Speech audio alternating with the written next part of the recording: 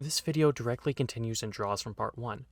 This video can be watched without the context of video 1, however I would highly recommend part 1 as it sets a lot of the groundwork that we build on this video. A link to part 1 will be in the description and also in the end screen if you want to wait until the end of the video to watch.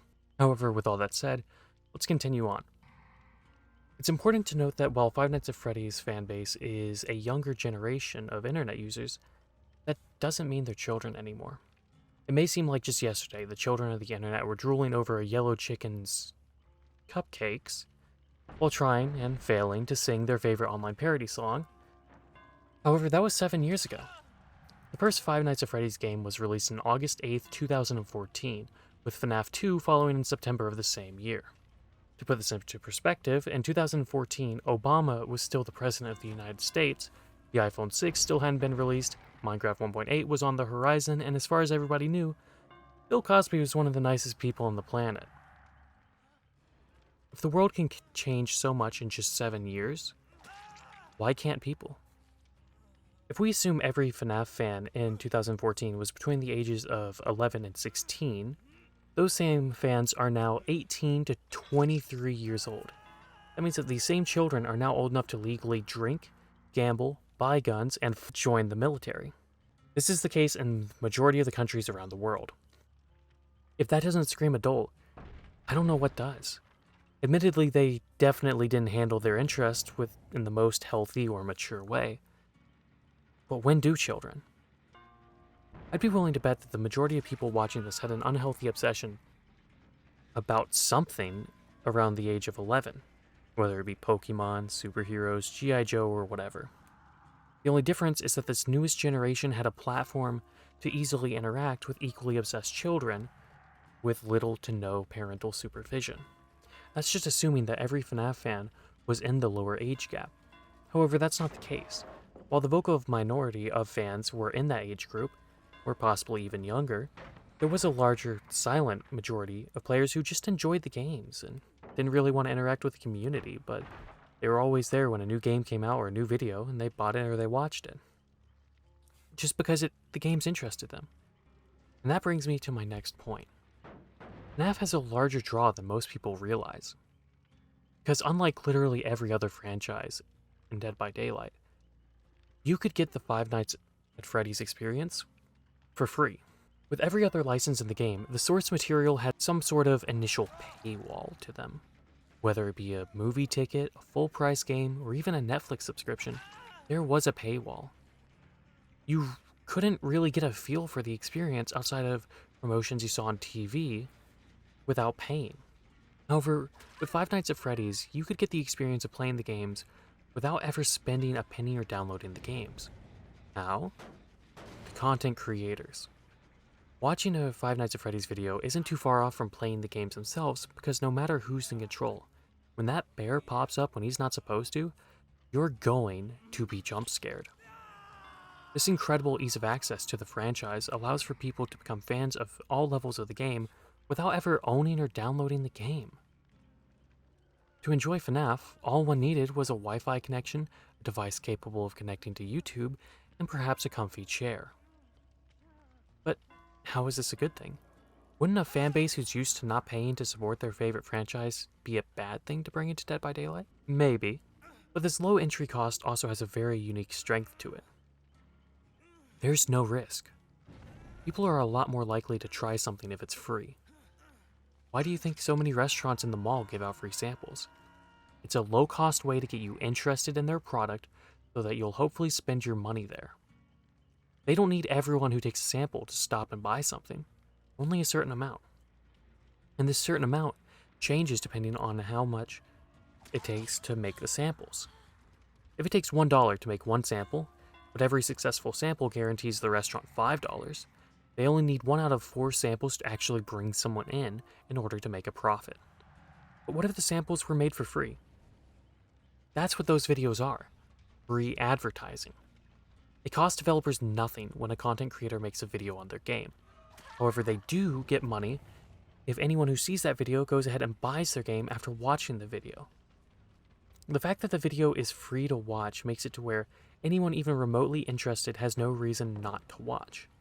As a viewer, if the video and or the game doesn't interest you, you only lose a few minutes of time if you click on that video. As a creator and developer, if it does interest a viewer, they're more likely to watch more and eventually pay you in some sort of way, whether it be buying the game, buying merchandise, or even just direct donations. This system is why Springtrap or FNAF in general would be beneficial to the Dead by Daylight community. These content creators who cover this new chapter would introduce their incredibly numerous amount of fans to Dead by Daylight. And what's really good about this is that any of these fans could be people who otherwise weren't interested in the horror genre, and without this collaboration, they wouldn't know how or even care to check out any other horror franchises. This is where the theme of Part 1 returns. Putting FNAF into Dead by Daylight would give these potentially completely fresh to the horror genre people a safe and familiar place to start from which they could grow and explore not just Dead by Daylight, but the horror genre as a whole. Before I started playing Dead by Daylight, the only horror movie I'd ever seen was an incredibly bad movie about a haunted house, which turned me away from all other horror movies as I assumed they were all of the same quality.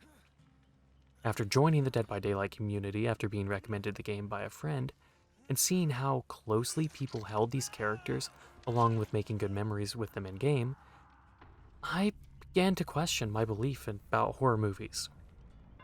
Eventually I caved and I decided to start watching some of the source materials for these licenses, and I was pleasantly surprised. Not long after that, I went from the kind of person who had a distaste for horror movies to a person who has Halloween decorations up 365 days a year and has started a collection of horror movie merchandise. Based on my personal experience, I'm going to make a bold claim. I believe that putting Springtrap into Dead by Daylight would not only be good for Dead by Daylight, but also be good for the horror genre as a whole. I'm not saying it would revive the genre into mainstream relevance, or fix many of the problems in modern horror, but the new influx of potential fans being given a new way of getting introduced to old classics of horror would definitely be noticeable.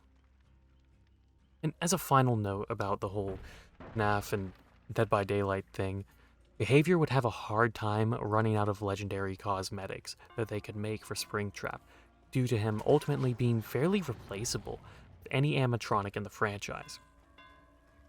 For example, in Ultimate Custom Night, there are 35 animatronics that, to my knowledge, could easily be adapted into legendary cosmetics.